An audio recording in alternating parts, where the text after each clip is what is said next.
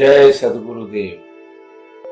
मैं पंडित ओम प्रकाश आज विदेह आत्मज्ञान चैनल की तरफ से परमात्मा क्या है और कैसे जाना जाता है इस विषय पर आज बात करेंगे। और मनुष्य को इतना जरूर विचार करना चाहिए कि जब मेरे जन्म के पहले मैं व्यक्ति तरीके नहीं था, मेरे न रहने के बाद भी मैं नहीं रहूंगा, लेकिन मेरे होने के बाद भी यदि मैं ऑफिस में रहता हूं तो घर में नहीं रहता, दूसरी जगह कहीं नहीं हाजिरी रहती, क्योंकि एक जगह सिवाय मतलब देह सिवाय दूसरी जगह कोई भी स्थान पर मेरा व्यक्तित्व होनापन नहीं रहता और आयुष्य के सिवाय समय में मेरा होनापन नहीं रहता।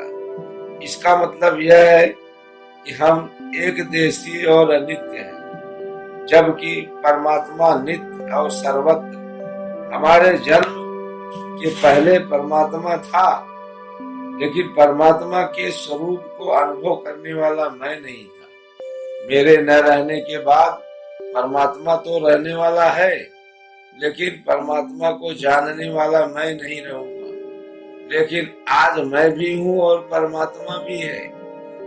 यह बड़ा ही उत्तम योग है, जो समय में मैं हूं उस समय में परमात्मा नित्य होने के कारण है।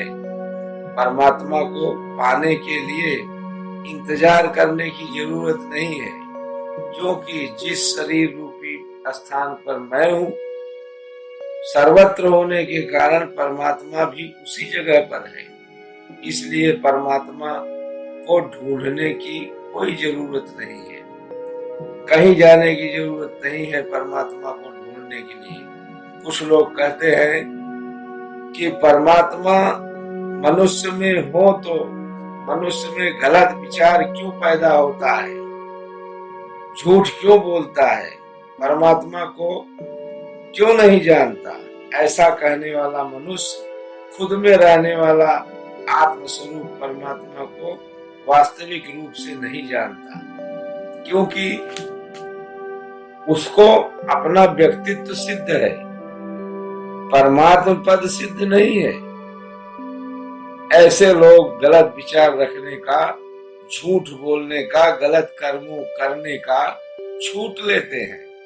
शरीर में मैं हूं कि परमात्मा है, ऐसा विचार करके, शास्त्रों का अभ्यास करके, आत्म अनुभवी संतों का सलाह लेकर परमात्मा पद प्राप्त करावे, ऐसे सद्गुरु के शरण में जाकर मनुष्य देह मिला हुआ उत्तम योग को सार्थक करने जैसा शुभ कर्म करने का छूट क्यों नहीं लेता। मनुष्य जिसके द्वारा खोटा कर्म कर सकता है, उसी के द्वारा अच्छा कर्मों भी कर सकता है। खुद में रहने वाला परम तत्व रूप परमात्मा की प्राप्त करने का, परमात्मा को प्राप्त करने का जो अवसर है के लिए, परमात्मा को प्राप्त करने के लिए सद्गुरु की सेवा रूप कर्म कर सकता है। अपने जीवन का अवसर जो अमूल्य अवसर है, उसमें कुछ बड़ा काम भी कर सकता है। बड़ा काम मतलब यह शरीर का सदुपयोग करके, अपने वाणी का, मन का सदुपयोग करके सद्गुरु की सेवा रूप बड़ा कार्य, आत्मा को जानने का बड़ा कार्य, यही बड़ा कार्य है। जहां तक मनुष्य का श्वास चलता है, वहां तक मनुष्य के हाथ में यह उत्तम योग रूपी रुपया है। उस रुपये से मनुष्य चाहे अधोगति रूप जहर खरीद ले और चाहे अमृत रूपी अविनाशी पद आत्म स्वरूप परमात्म पद को भी प्राप्त कर सकता है। मनुष्य के लिए छूट है। जहर का मतलब जो शास्त्रों में निषेध है वह खरीदना इसीलिए मनुष्य खुद का शत्रु है, क्योंकि परम पद प्राप्त करने का जो अमूल्य है, जो अमूल्य अवसर है, उसको खो देता है और शरीर मन वाणी का दुरुपयोग करके अधोगति की तरफ प्रस्थान करे, अर्थात जो सर्वोपरि न्याय मिला है, देवताओं को भी दुर्लभ है, ऐसे मौके को मुफ्त जाने देता है, खो देता है। अमृत खरीदना मतलब खुद में रहने वाला आप स्वरूप परमात्मा का अनुभव करने के लिए, मार्गदर्शन प्राप्त करने के लिए संत जनों की संगति और आत्मदर्शी सद्गुरु का शरण गति स्वीकार करना खुद के लिए हितकारी है, क्योंकि शरीर मन वाणी का सदुपयोग करके परम गति प्राप्त करता है, अर्थात यह योग योगेश्वर को प्राप्त करता है। कथा 3 प्रकार से रची जाती है, काल्पनिक पहला, दूसरा ऐतिहासिक और तीसरी धार्मिक। काल्पनिक कथा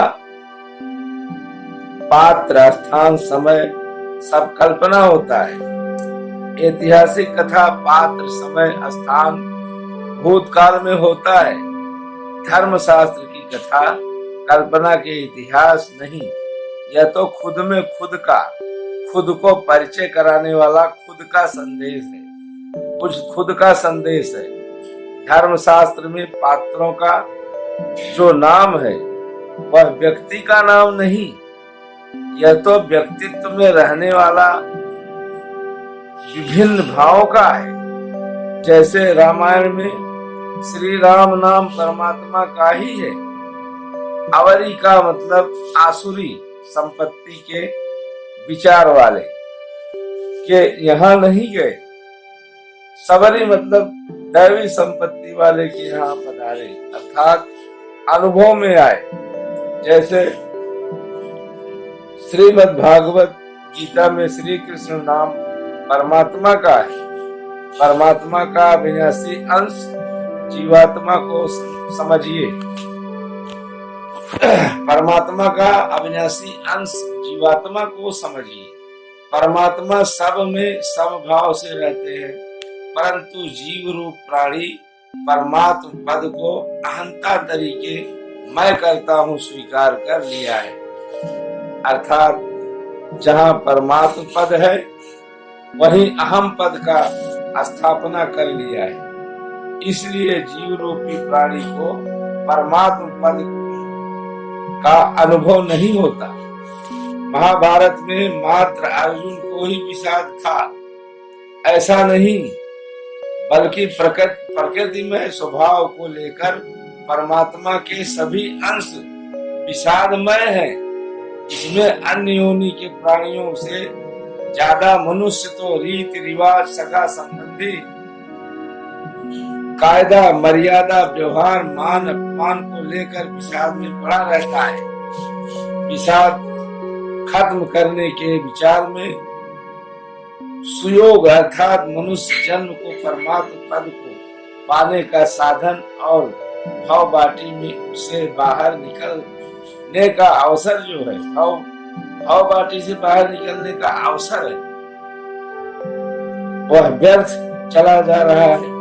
यह सबसे बड़ा विषाद है। जो पुरुष यह विषाद खत्म करने का कोशिश करता है वह मुमुक्ष कहा जाता है। मुमुक्ष का लक्षण यह है आत्मज्ञानी पुरुषों की संगत करने में रुचि, ज्ञानी के वचनों में विश्वास, शास्त्रों की बारी समझने में स्वतंत्र अर्थात खुद के बुद्धि द्वारा विचार विमर्श करना। न समझ में आए तो ज्ञानियों से प्रश्न पूछकर सत्य और सबको प्रिय लगे ऐसा बोलना, जीवन जरूरत के लिए जो कुछ मिल जाए उसी में संतुष्ट रहना, बड़ों का आदर करना, भक्त जनों के जीवन चरित्र का अध्ययन करना और सदा निराभिमानी रहना, ऐसे जिज्ञासु पुरुष को इसी जन्म में आत्मदर्शी सद्गुरु का मिलन सरलता से हो जाता है और सद्गुरु के दिए हुए आत्म उपदेश से मुमुक्ष जनों का जन्म मरण रूपी विषाद जड़ मूल से खत्म हो जाता है। वह पुरुष अविनाशी पद परमात्म पद को पाता है। कुरुक्षेत्र में खड़े हुए संबंधी रूपी शत्रुओं को मारना कि न मारना, इसी विषय पर अर्जुन को विषाद हुआ देखकर श्री कृष्ण भगवान उपदेश किए। वे कौरवों को मारने न मारने के लिए नहीं, लेकिन खुद में रहने वाला परमात्मा पद को यथार्थ रीते समझने के लिए किया था, क्योंकि खुद में रहने वाला आत्मा को मनुष्य जहां तक नहीं जानता वहां तक पंचभेद रूपी विषाद जगत के किसी भी उपाय से मिटाया नहीं जा सकता। मनुष्य जब तत्वदर्शी सद्गुरु के कृपा से खुद में रहने वाला परम तत्व की प्राप्ति करके उसी में स्थिर हो जाता है, इसके बाद जगत का कोई विषाद रूपी भ्रम नहीं रह जाता। यह वचन हरि खुद कहते हैं, जिसको जानने के बाद दूसरा कुछ जानने योग्य नहीं रहता। खुद के देह में देह बनकर रहना यही सबसे बड़ा विषाद अज्ञान दशा है, जिसे देह दशा भी कहते हैं। और खुद के आत्म पद में आत्मा तरीके रहना ये खुद की समझ है। आत्म विद्या ब्रह्म विद्या है। आत्मवेदता सद्गुरु द्वारा जाना जाता है। जय सद्गुरुदेव, जय सद्गुरुदेव।